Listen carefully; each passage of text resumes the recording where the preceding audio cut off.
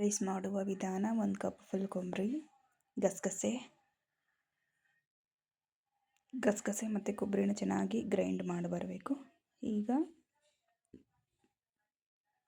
ಸೋಂಪಿನ ಬೀಜ, ಪಲಾವ್ ಎಲೆ, ಚಕ್ಕೆ, ಲವಂಗ,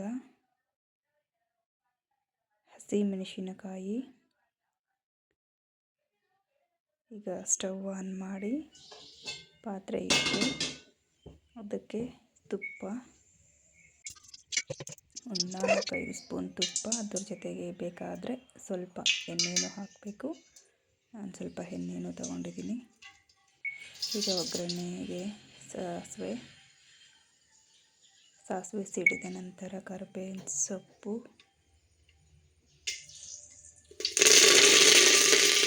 ಚಕ್ಕೆ ಲವಂಗ ಹಾಕಿದ ನಂತರ ಪಲಾವ್ ಎಲೆ ಮತ್ತು ಸೋಂಪಿನ ಬೀಜ ಹಾಕಿ ಫ್ರೈ ಮಾಡಿ, ಹಾಗೆ ನಾವು ಹಸಿಮೆಣಸಿನಕಾಯಿ 2 ಪೀಸಸ್ ಮಾಡಿದ ಹಸಿಮೆಣಸಿನಕಾಯಿ ಫ್ರೈ ಆಗಿದ ತಕ್ಷಣ ನಾವು ರುಬ್ಬಿಟ್ಕೊಂಡಿರುವ ಕೊಬ್ಬರಿ ಮತ್ತು ಗಸಗಸೆ ಪೇಸ್ಟನ್ನು ಚೆನ್ನಾಗಿ ರುಬ್ಬಿರಬೇಕು. ಪೇಸ್ಟನ್ನು ಹಾಕಿ ಚೆನ್ನಾಗಿ ಮಿಕ್ಸ್ ಮಾಡಿ ಒಂದು 4 ಗ್ಲಾಸಸ್ ನೀರು ಹಾಕಿದೆ ನಾನು. ಇದ್ರ ಜೊತೆಗೆ ಸ್ವಲ್ಪ ಉಪ್ಪು